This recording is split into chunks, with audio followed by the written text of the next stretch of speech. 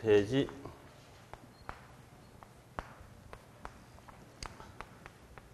시장이 효율적으로 작동한답니다. 시장 마켓이 효율적으로 작동한대. 어떤 거냐? 그 중에서 이제 정보 대표로 정보가 인포메이션 정보가 효율적 시장이다 이 말인데 정보가 효율적이다. 정보가 효율적이란 말은 효율적 밑에다가 정상 이렇게가 동그랑땡 이렇게 놓으시고 효율적이란 말은 정상 이윤만 나타날 수 있는 시장, 초과 이윤도 손실도 없는 정상 이윤 확보되는 시장, 그걸 보고 효율적 시장을 합니다. 정상 효율적 시장이다. 자, 효율적 시장이다. 자, 그 밑에 보시면 이제 간단히 이렇게 세 가지 유형이 있습니다. 약성, 중강성, 강성 이렇게 세 가지. 정보량이 약성보다 강성이 훨씬 많겠죠. 정보량이 많습니다. 이 정보가 지체 없이 내가 이 산을 사는데요. 이 산 가격에 임야 이 가격에 지체 없이 남김 없고 부족함이 없이 그대로 반영되는 반몰 틈도 없고 썰어 갈 틈도 없을 정도로 지체 없이 즉각적으로 반영된 시장, 이걸 보고 효율적 시장을 합니다. 효율적 시장. 약성은 과거 정보가 다 반영돼서 과거 정보를 분석하는 방법이 기술적 분석이라 한다. 자, 이것도 이제 기술적이라는 말이 나왔죠. 이 영어로는 테크니컬을 합니다.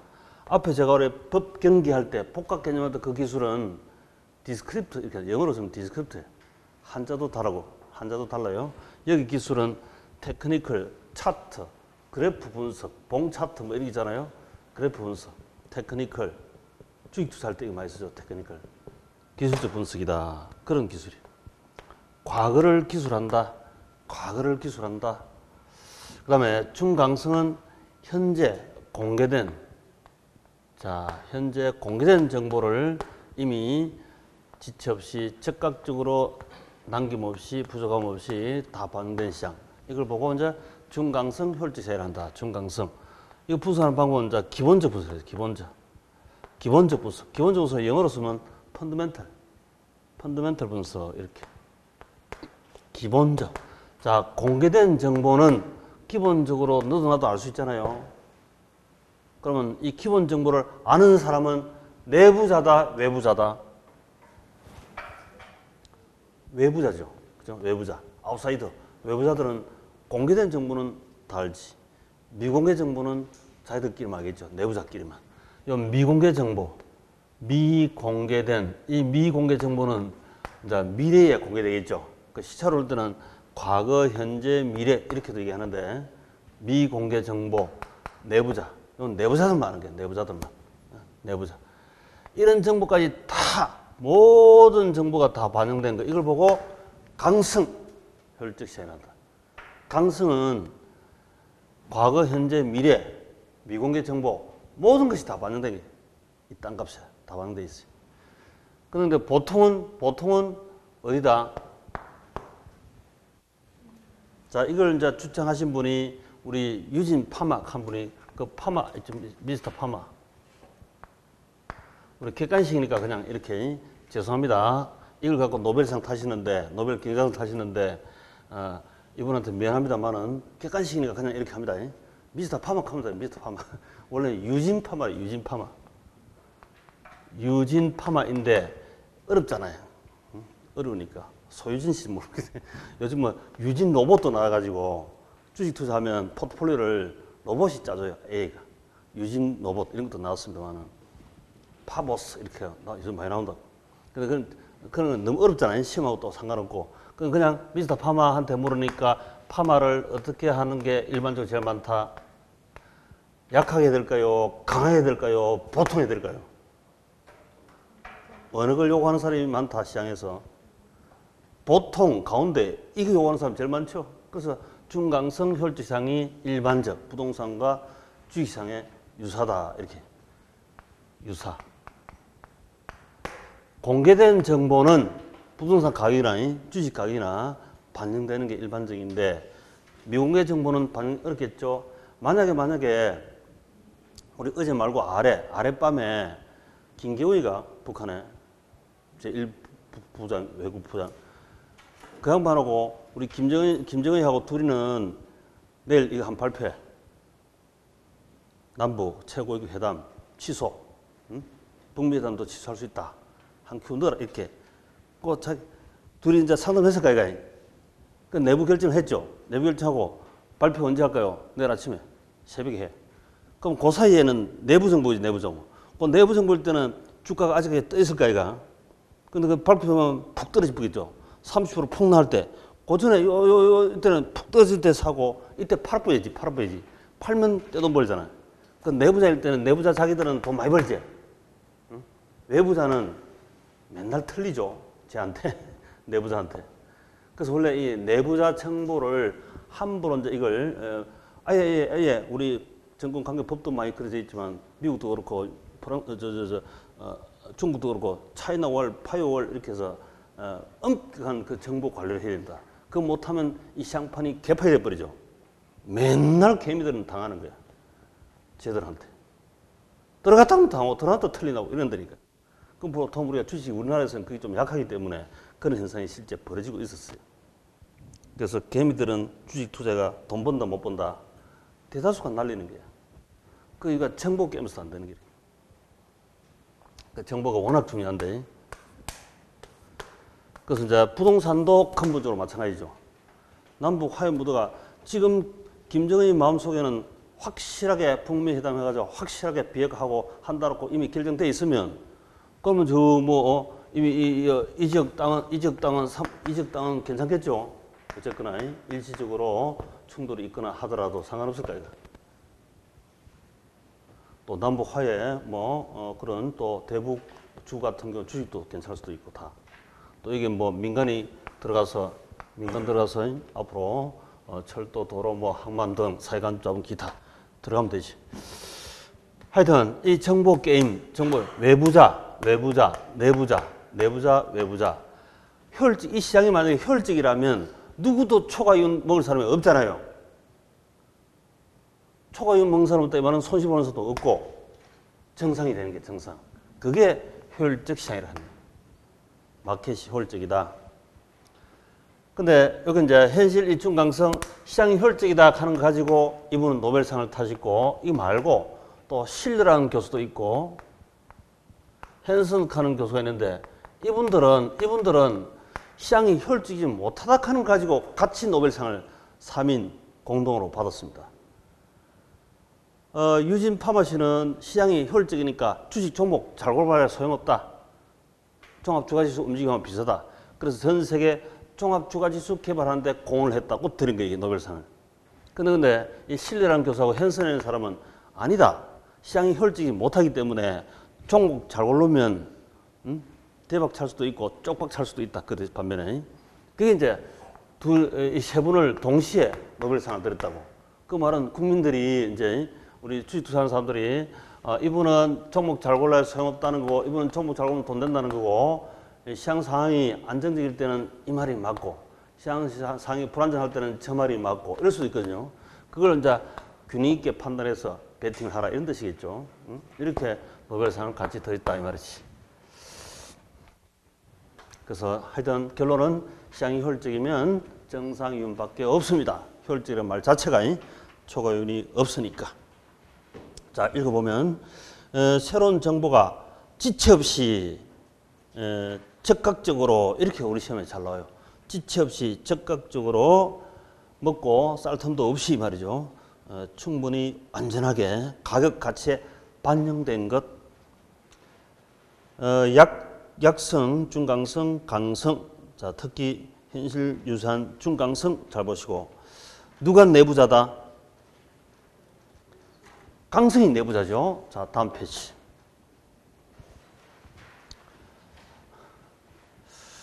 제가 김정은 씨 옆에 있으면 돈 엄청 벌겠죠. 그러니까 내부자 정보를 많이 가지고 있으니까 지 하는 대로 막 흔들리잖아요. 그럼 내가 만약에 김여정 씨가 주식 베팅에 돈 벌려면은 특히 파생상품 쪽에는 로켓이기 때문에 주가가 조금만 하락을 예측해도 5분만 미리 알아도 엄청 큰 돈 벌 수 있어요. 군자금을 다 모을 수 있다니까. 나쁜 생각만 가지고 있으면. 오빠 내일 한 소리 해. 오늘 미리 하향 베팅을. 그건 뭐 대박이고 수시로 그렇지. 내부자입니까? 그지? 시장에서 그 이제 가격을 조작할 수 있는, 설정할 수 있는 내부자 위치에 있습니다. 그래서 엄청 큰 돈 먹을 수 있다니까. 김재진 씨하고 전화 통화만 좀 돼도 이렇게. 자, 중강성 혈적 시장, 어떤 새로운 정보가 공표되는 즉시 시장 가치에 반영되는 시장인데, 기본적 펀더멘탈 분석, 현재까지 공표된 외부자 모든 정보를 수집 분석하여 가격에 반영시키므로 기본적 분석을 통하여 투자한다고 하더라도 초과 수익을 올 수가 없다. 자기들끼리 중강성끼리 10,000명 붙어봤자 정상회원밖에 못 먹습니다. 약성 10,000명 자기들끼리 붙어야 정상회원밖에 안 돼요. 강성 전부 다 강성이라면 자기들 정상회원밖에 안 나오죠. 근데 강성하고 중강성하고 약성하고 서희가 붙으면 누가 이긴다? 서희가 붙으면 얘가 1등, 얘가 2등, 얘가 꼴등 이렇게 되는 거지. 그러나 미래 정보, 미공표된 정보, 비공식 정보, 내부 정보, 즉 내부자가 되면 이걸 이용하면 초과 이익을 많이 먹을 수 있다. 당연한 얘기죠. 자, 그럼 이제 기출. 중강성 혈적 시장은 과거 추세를 정보뿐만 아니라 현재 새로 공표된 정보가 지체 없이 반영된다. 맞죠? 그게 중강성 아닙니까? 현재까지 공표된 거. 공식적으로 이용 가능한 정보를 기초로 기본적 분석을 하여 투자해도 초과 이윤 획득할 수가 없다. 이 말은 중강성 자기들끼리 10,000명 붙어봤자 초과 이윤 없고 혈적 정상이윤밖에 없다. 맞습니다. 그 다음 약성 혈적 시장에서는 현재 가치에 대한 과거 역사적 자료를 분석하여 정상 이윤, 초과하는 이윤을 획득할 수가 있다. 약성은 과거 역사적 정보 이용자들이죠. 그러면 이 10,000명이 약성 자기들끼리 붙어봤자 정상 이윤밖에 못 먹지 초과 이윤 있을 수가 없습니다. 그래서 틀린 말이죠. 그 다음에 강성 혈적. 강성은 누굽니까? 강성? 내부자다, 외부자다? 우리 시험 용어는 아닙니다. 시험 용어는 내부자, 외부자 이렇게 시험 출제하지 않습니다. TV 토론할 때는 그런 말을 쓰지만 단 우리 시험 용어는 내부 정보 이렇게는 시험 출제해요. 근데 내부자, 외부자 이런 말은 쓰지 않습니다. 그러면 외부자들은 성질 난다, 안 난다? 자원 배분이 왜곡돼가지고 맨날 치이고 이리 뺏기고 저리 뺏기가 외부자들이 힘들잖아요. 서민들이 다 거의 다 외부자인데 너무 힘들죠. 폭동 일어날 지경이라. 그런 정도로 힘들기 때문에 그 내부 정보 이렇게는 씁니다만 내부자 외부자 구분하지 않습니다만 강성 혈적 시장은 완전 경쟁 시장 가정에 가장 근접 부합한 시장이다. 강성은 아까 우리 완전 경쟁 시장이 뭐였죠? 완전 경쟁 시장 정동진 다수가 완전 경쟁 시장이다. 그 중에서 같은 정보가 완전하다 하는 이건 하나 같이 만족하죠. 같은 정시니까 서로 다른 이 중강성이고 약성은 정동진 다수라고 거리가 멀잖아요. 얘는 정동진 다수의 정시, 같은 정시 이건 만족했죠. 그래서 완전 경쟁 시장에 부합하다. 가장 옆에 앉아 있다 이런 뜻이라. 근데 강성에 대해서 완전 경쟁 시장은 아닙니다. 완전 경쟁 시장은 강성 속에 들어가는데 강성이라서 완전 경쟁 시장 되는 건 아니죠. 포함가격 같으면 여기 완전 경쟁 시장 이 속에는 들어가요. 이 속에는 들어간다. 정동진 다수 이 다 만족해야 되니까 그 중에 한 개만 만족해도 강성은 되겠죠. 자, 다음 할당 혈적 시장이 나왔습니다. 이제 할당 혈적 시장. 다시 또 시장인데 이제 시옷이 하나 더 붙었네. 할당 혈적 마켓. 할당 혈적 시장이다. 이거는 이제 자원 할당이다. 자원. 막연한 말로 자원 할당, 자원이 올로케이션 모든 투자자에게 국민들에게 할당 효율적으로 되어 있으면 자 그것도 효율적이기 때문에 초과 이윤은 있다 없다? 효율적이라는 말 자체는 초과 이윤이 있다 없다? 없습니다. 정상이윤밖에 없다. 그 밑에다 빵 딱 적어놓고 초과 이윤 없다. 그 말은 상대방에게 손해주지 않는다. 정상이다. 정상이다. 정상이 되면 서민들 입장에서는 참 좋죠. 외부자 입장에서는 아주 좋지. 정상이다. 효율적 시장.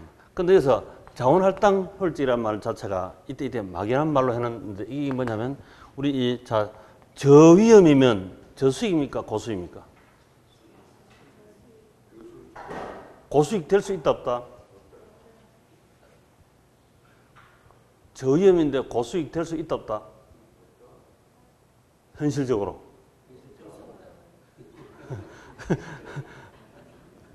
될 수 있지 당연히. 저수익인데 저위험인데 고수익 될 수 있고 저위험인데 저수익 되는 이게 정상이죠. 이게 정상이죠. 근데 고위험이면 저수익이 될 수 있다 없다?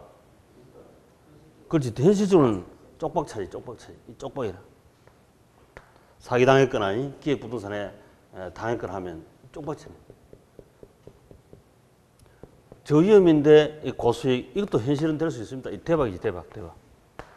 근데 대박 쫓으려다가 쪽박 차는 경우가 많죠. 리스크 관리 그게 안 돼가지고. 그럼 만약에 저위험인데 고수익 같으면 대박이다. 이 대박 시장이 대박이면 이거 사러 이거 대박 쫓으러 초과이윤을 먹으러 늘어나서 많이 들어올 거 아닙니까? 그러면 이 소멸합니다. 초과이윤이 소멸해서 나중에 저위험이니까 저수익 정상으로 돌아갑니다. 그 다음에 고위험인데 저수익 쪽박이지. 쪽박은 빠져나와야죠. 늘어나도 다 빠져나오고 하면 다시 고위험 고수익 정상으로 돌아간다. 그래서 이제 이때 이 시장이 이제 우리 효율적이래. 효율적. 이 시장이. 초과이윤과 손실은 효율적이 아닙니다. 그래서 효율적 시장이기 때문에 자원할당이 효율적으로 되어 있다 이 말은 고위험이면 고수익이고 저위험이면 저수익이다 이런 얘기예요. 또 하나 더 써보면 무위험이면 뭐다? 무위험이면 무위험률이다. 무위험 수익률이다. 무수익하면 틀리죠. 은행의 정개금이 무위험인데 정개금 금리 2% 같으면 무위험 수익률 2% 이렇게 되는 거예요. 리스크라는 말이 그렇게 중요합니다. 리스크. 실무상 아예 리스크를 다 써버리죠. 리스크. 고. 이거 없다 하면 안 돼요. 없다라고 강의를 워낙 많이 하시는데 워낙 내용이 안 맞는 게 워낙 많아가지고.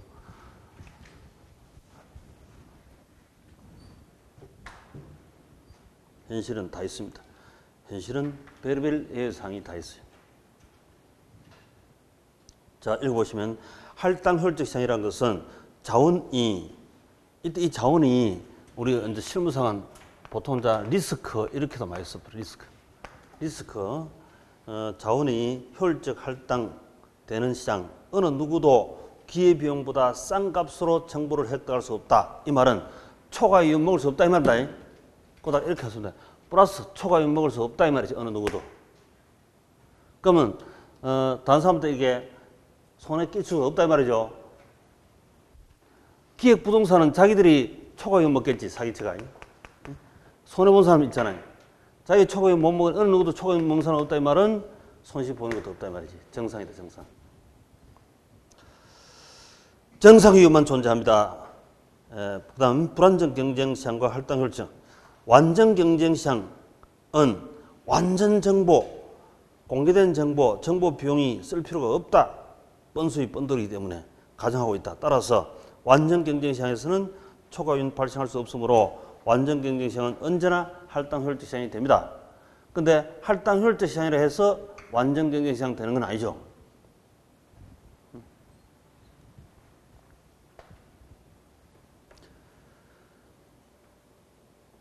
자, 여기 마지막 결론이 다음 페이지. 부동산 투기가 생기는 이유. 자, 투기란 것은 투기 이윤, 초과이윤 먹는 거죠. 초과이윤. 부동산 투기가 생기는 이유, 초과이윤을 먹는 이유. 시장이 불안전하고 독점적이기 때문이 아니라 어차피 우리 현실 시장은 불안전 경쟁 시장이죠. 그 때문에 그런 것이 아니라 시장이 이렇게 리스크, 자원이 할당 효율적 시장이 못 되기 때문에 할당 효율적 시장이 되면 정상균밖에 없잖아요. 할당 효율적 시장이 안 되기 때문에 그래서 투기가 생기는 거예요. 여기 결론입니다. 아무리 시장이 불안정 경쟁 시장이더라도, 그래서 이제 시험 나오면 이렇게 불안정 경쟁 시장이더라도 자원 배분이 할당 효율적으로 되어 있는 시장이라면 정상이윤만 나옵니다. 초과이윤 먹을 수가 없다. 그러면 초과이윤 먹는다는 말은 시장이 완전 경쟁 시장이든 불안정 경쟁 시장 상관없이 할당 효율적이지 못하기 때문에 투기가 생긴다. 이게 결론입니다. 그럼 할당 효율적 책임은 누구한테 있느냐? 1차적으로 정부한테 있습니다. 정부한테. 정부가 대한민국 땅 정책에 대해서 각종 땅뿐만 아니라 주식도 마찬가지라. 그래서 가령 우리 그 정보를 오늘 북한에 정해야 될 정보를 미리 아는 사람 같으면 내부자잖아요. 친구한테 전화 한 통 하면 또 대박이겠죠. 그런 정보를 갖다 정보 관리 이걸 잘해야 되고, 정보가 벗어나면 그 페널티는 어마어마하게 무서워야 됩니다. 그런데 그렇지 못하는 우리 한국에서 페널티가 좀 약하죠. 그래서 저희끼리 다 해먹는 이런 현상이 벌어진다. 정부에게 일단 책임이 있고, 또 혼자 이 지금 우리나라 대표 같으면 특정 기업의 정책에서도 영향을 받습니다. 특정 기업이 자기들끼리 알아가 내부자 상태에서 주식을 사고 팔면 안 되잖아요, 그죠? 그래서 일단은 정부가 가장 넓은 부분이니까 정부에 있고, 그 다음에 또 특정 기업에서도 있습니다. 내부 정보, 또 각 종사자들이 다 있죠. 그래서 할당 효율적 이 책임, 이거 강조가 이제 많이 되죠. 그래서 내부자, 외부자, 공정 게임을 해야 된다. 그렇지 않으면 개미들이 맨날 당합니다. 이렇게. 자, 문제 기출. 할당 효율적 시장. 자, 효율적 시장입니다. 효율적은 플러스다, 마이너스다? 효율적은 플러스입니까, 마이너스입니까? 플러스. 효율적이면 뭐다, 효율적이면? 효율적이란 말로 하면 그냥 빵이라, 빵.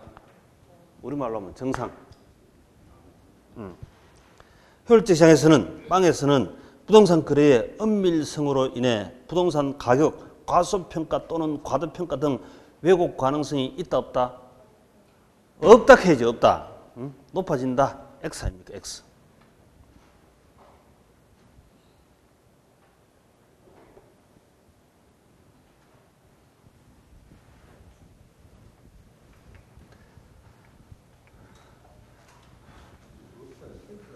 그렇지. 높아진다 그냥 틀렸지. 그럴 가능성이 없죠. 정상이니까. 단순하시면 되고요. 자, 그 다음 부동산의 입지론. 여기도 매년 때로는 두 문제 나올 때도 있죠. 계산형도 한 문제 끼워가지고요. 자, 입지론 나왔습니다. 입지론. 우리 자연의 선물 토지, 부부, 연계. 입지를 합니다. 투자가 입지합니다. 입지. 자, 1차 산업. 1차 산업은 농업이지, 농업. 2차 산업은 공장. 3차 산업은 상업 서비스다. 이랬습니다. 1차, 2차, 3차. 우리 뭐 역사적 흐름 발전도 이렇게 했겠죠, 당연히. 1차, 2차, 3차. 에너지도 땅으로부터 에너지가 사람이 살 때 이런 식으로 에너지가 다리에 에너지 있다가 허리 20대 30대 허리 에너지 많아지다가 그 다음에 40대 50대 올라가면서 머리만 입만 움직이다가 그러다가 나중에 저승사자 모시가는 이래 되죠. 1차 2차 3차 산업 1차 2차 3차 산업 그러니까 산업 입지하도록 자기하고 에너지하고 궁합이 맞아야 돼. 요즘은 이거 1, 2, 3차 산업이 융복합 산업이 많이 나왔죠. 시골 가도 공장 가동을 시키가 바로 마케팅하고 이렇게 하잖아요. 그래서 융복합되기 때문에 시골에 노인이 있어도 됩니다만 옛날 전통 산업 그대로 한다면 시골에는 전부 다 젊은 사람이 있어야 돼요. 농사 그 노인들 어떻게 지어? 그죠? 이렇게. 또 공장에 가면 허리만 에너지 좋은 사람은 공장에 있어야 돼. 근데 지금은 다 융복화돼 있어가 다행히 골고루 어느 정도 배분이 됩니다만. 우리 시험은 그냥 단순하게 1차, 2차, 3차 심플하게 이렇게만 나오니까 아주 단순합니다. 자, 1차 산업에 누가 났습니까? 1차 산업 튀넨. 자, 튀넨 이분이 누구다? 수승차장 운전기사 이름 튀넨 1촌이지. 튀넨 입주론의 원조 아버지다 했어요. 여기저기 시험 잘 나오는 인물입니다. 튀넨. 자, 이분은 이제 업의 시장이 있습니다. 업의 마켓 시장이 있습니다. 업으로부터 가까이 있는 농업 이걸 보고 이제 그리고 근교농업을 하죠. 근교 가까울 근자 근교농업 멀리 있는 농업 이걸 보고 원교농업을 하죠. 원교농업.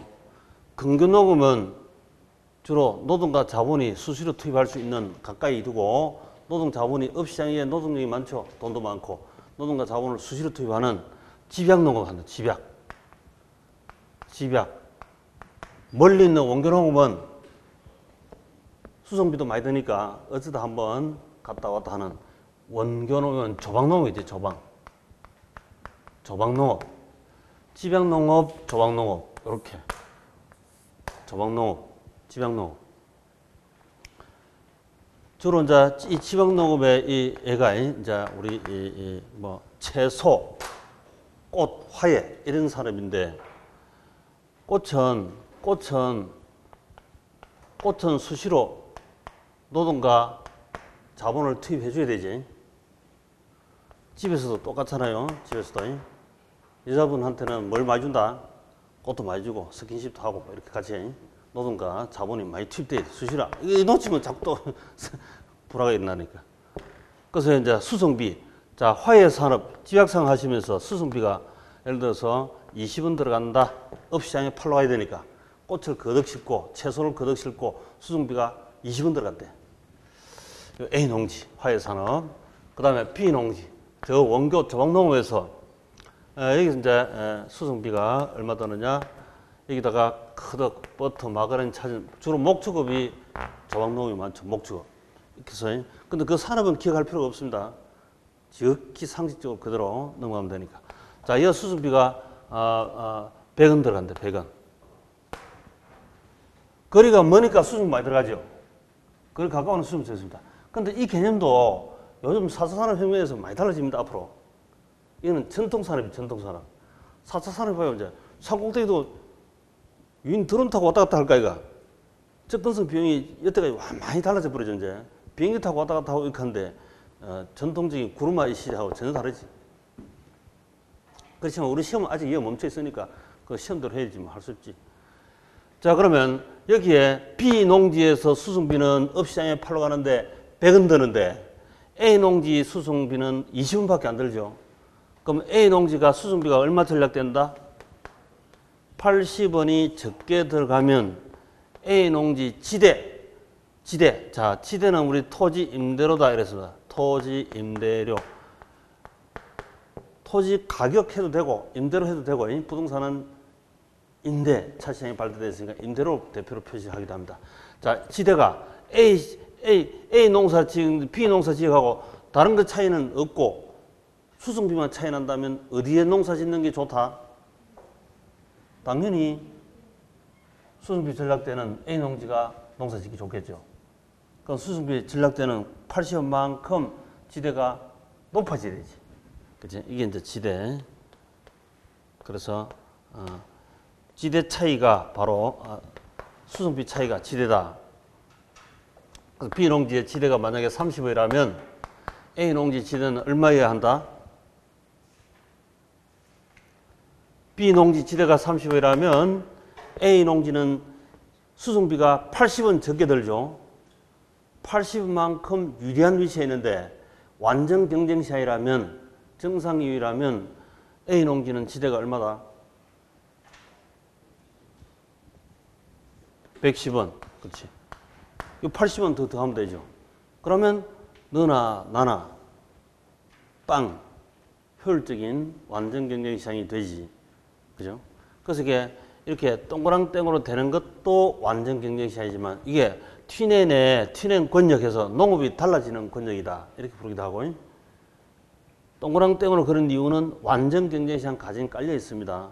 하여튼 학교는 말이 없으면 전부 다 완전 경쟁 시장 가정 깔고 다 하기 때문에 책은 다 그렇죠. 그래서 수승비 전략분이 추가 지대다 하는 이게 이제 결론입니다. 그래서 저 운전기사 이름이 누구였다? 튀네, 일촌, 튀넨. 자, 읽어보시면 입지 교차지대설, 위치지대설. 여기 보면 입지가 요 튀넨 권역 따라서 교차합니다. 농업이 달라집니다. 입지 교차지대설, 위치지대설. 이거는 분명히 시장 옆에 위치하면 지대가 높고 시장 멀리 위치하면 지대가 낮고 이렇죠. 요거 우리 비옥도 차익 지대설하고 다르죠.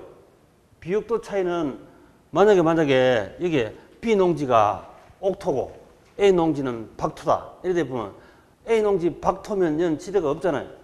B 농지가 옥토 같으면 지대가 많고 그게 비옥도 차익 지대설인데 그게 아니고 여기는 위치. 시장 옆에 위치냐 멀리 위치냐. 옆에 있는 위치가 있으면 수승비가 적고 멀리 위치하면 수승비 많이 들죠. 그래서 이거는 위치 지대설이다. 위치 지대설. 이렇게 불러도 되죠. 시장과 마켓과 해당 토지 간의 거리에서 지대가 결정됩니다. 고립국. 이렇게 이 동그랑땡 내용은 전혀 현실은 우울탕쭈울탕하겠지만 고립국이라고 가정했습니다. 홀로 서 있는 나라. 지대와 수승비는 반비례한다. 그 A 농지는 지대가 높고 수승비는 적고 B 농지는 지대가 낮고 수승비는 많이 들죠. 화살표가 반대입니까? 반대? 반비례. 비례한다 하면 틀려요. 그렇게 출제하기도 한다. 수승비 전략이 지대이다 이 말이지. 그러면 이때 수승비 전략되는 A 농지하고 B 농지하고 이건 자연이 준 위치입니까? 사람이 만든 옮겨놓은 위치입니까? 자연이 준 A 농지는 자연의 위치, 유리한 위치가 있었죠. 그래서 더 지대를 많이 받으니까 이건 불로소득이다 이 말이죠. 경제적 잉여. 자연이 준 거예요. 자연이 준 선물. 그 다음 작물 경제활동이 집약농업, 조항농업 따라서 다르겠죠. 한계지독선이 다르다. 자, 한계지독선은 다시 이제 수익선 수평선으로 많이 넣어보면 수익선은 지대고 이거는 외곽으로 갈수록 집약농업 한계지대곡선, 조항농업 한계지대곡선 교차점. 안에는 집약농업이고 바깥은 조항농업 합니다. 이렇게 했죠. 여기 시험 잘 나와요. 이것도. 여기는 집약농업, 여기는 조항농업 하는 게 좋다. 왜? 여기 집약농업하고 조항농업하고 입찰 경쟁을 벌이면 집약농업 하는 사람은 지대를 100원 줄 수 있는데 조항농업 하는 사람은 80원밖에 못 주잖아요. 그러면 탈락. 바로 최고 많이 줄 수 있는 우리 수요곡선이 최고 지불 가능한 전도를 연결하는 선 수요곡선이다. 이렇게 우리 경제론 할 때만 했죠. 다 똑같은 거예요. 다 수요곡선이기 때문에 다 같아요. 뜻은 다 같아. 그러니까 이거는 지향농업이고 요 밖에는 조항농업 이렇게 할 수밖에 없다니까. 자, 기출. 튀넨의 입지이론에 따르면 토지 비옥도가 동일하더라도 위치에 따라 지대 차이가 날 수 있다. OX. 그래서 그 위치지대설 했죠. 위치지대. 위치. 시장 옆에 위치했느냐, 시장 멀리. 그래서 저는 근교냐, 원교냐, 이게 따라 달라요. 가까이 있느냐, 멀리 있느냐, 이렇게. 마켓에. 맞습니다. 하여튼, 머릿속에는 심플하게, 단순하게 흔적을 남기시기 바랍니다. 그 다음에 자, 공장 입지론, 자, 공업 입지론, 배부, 채소 비용이론. 2차자, 배부의 채소 비용이론.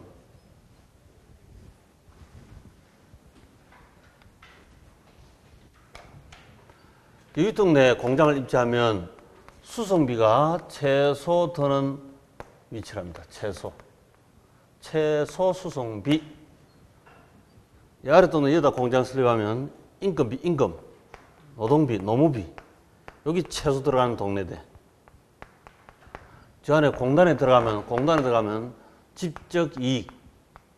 같이 뭉쳐 있기 때문에 직접적으로 경제 혜택이 나타나는 정부에서도 지방세라든지 혜택 줄 수도 있고 또 자기들끼리 계열화되어서 사람 모집하거나 물건 팔거나 할 때 같이 공동작업하기 편하다. 그러니까 뭉치면 산다 하는 직접 경제 이익 플러스 수송비는 마이너스 빠져나가는 돈, 그 다음 인건비 마이너스이다 마이너스.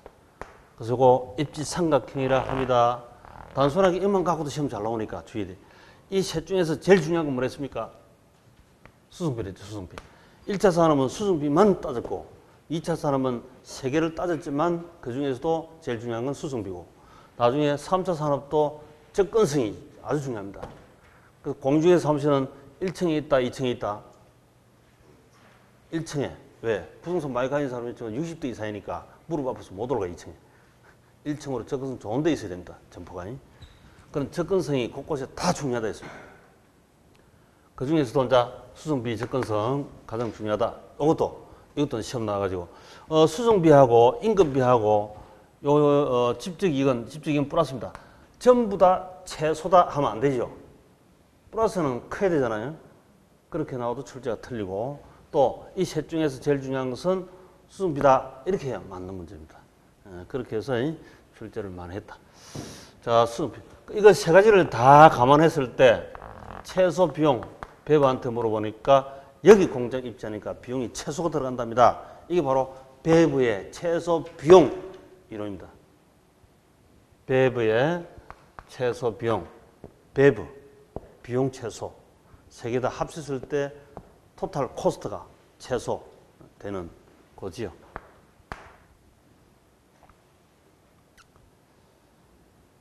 다음 이제 이렇게 동그랑땡을 놓고 등수송비, 등비용선인데 등수송비. 맨 아래 동그랑땡으로 공장 입주할 때는 이 공장 어디 입주하더라도 10원 수송비가 들어가고 이거 수송비는 원료 싣고 오는 수송비, 완제품 만들어 시장 내다 파는 수송비 두 개 합친 게 수송비다. 공장에서는 원료 싣고 오는 수송비도 있고 완제품 만들어서 시장 내다 파는 수송비 있겠죠. 이 두 개 합친 걸 수송비로 합니다. 10원 들어가고 여기 사방팔방 어디 하더라도 그 다음 두 번째 동그란 여기 이제 공장을 쓰려면 20원 들어간다. 시험 들어가면 30원 들어간다. 이걸 등수송비선 이렇게 부른다. 등운송비선. 그러면 이제 저 공장이 원래 공장 포스트 여기 있다가 공장이 여기 L지점 레이버 노동비가 적게 드는 근처 동네로 왔습니다. 노동비 적게 드는 우리 평양으로 가면 노동비 싸겠다. 베트남에 있는 거 평양으로 삼성전자만 들어옮기도 괜찮겠네 이런 소리 하잖아요. 그 노동비가 절약되는 이 지역으로 공장을 들어옮겼습니다. 이렇게 들어옮겼습니다. 옮긴데 여기 오면 수송비가 얼마 더 들어갑니까? 20원 더 들어가죠. 수송비는 20원 더 들어가는데 만약에 인건비가 단위당 인건비가 19원 절약된다면 공장을 들어 옮기는 게 좋습니까? 안 옮기는 게 좋습니까? 옮기면 이런 손해죠. 19원밖에 절약 안 되니까. 만약에 20원 들어간다면 20원 인건비가 절약된다면 옮기는 게 좋다? 안 옮기는 게 좋다? 말 잘해야 됩니다. 그게 우리 옛날 15회 시험도 나왔고. 자, 20원 절약된다면 공장 옮기는 게 좋다? 그대로 있는 게 좋다? 그치? 가나 마나, 오나 마나지. 오나 마나다 이래. 오나 마나다 이래 정확한 말이지. 그게 정답이라. 안 가는 게 좋다? 가는 게 좋다? 이거 하면 틀립니다. 그렇게 출제. 자, 그러면 21원 전략된다면 옮기는 게 좋다? 안 옮기는 게 좋다? 옮기는 게 좋죠. 운송비는 20원 더 들어가지만 인건비가 21원 전략되니까 1원 플러스. 잘했죠. 정분 이익이 생깁니다. 20원 같으면 오나 만하고 요거는 안 오는 게 좋고 요거 오면 손해고 요거는 오는 게 좋다. 자, 오는 게 좋다, 안 오는 게 좋다, 오나 만하다. 제가 친구 전화 오면 술 먹으러 가는 게 좋다, 안 가는 게 좋다, 가나 만하다. 셋 중 하나죠, 셋 중 하나. 그 의사결정 해야 돼요, 의사결정. 친구한테 전화 와서 술 먹으러 전화 왔어요. 가는 게 좋다, 안 가는 게 좋다, 하나만하다. 셋 중 하나 의사결정 내려서 결정 내려줘야 돼. 그 말이에요. 그게 이제 요게 시험 나가지고 안 옮기는 게 좋다. 땡 틀린다니까. 하나만하다 이렇게 해야 돼. 그게 이제 가장 어려운 거였습니다. 자, 그럼 이제 문제, 기출 문제. 기업의 입지 요인으로 수송비, 인건비, 집적 이익을 제시하였다. O입니까? X입니까? 세 개를 제시했대. 입지 삼각형, 트라이앵글. 맞죠? 세 개.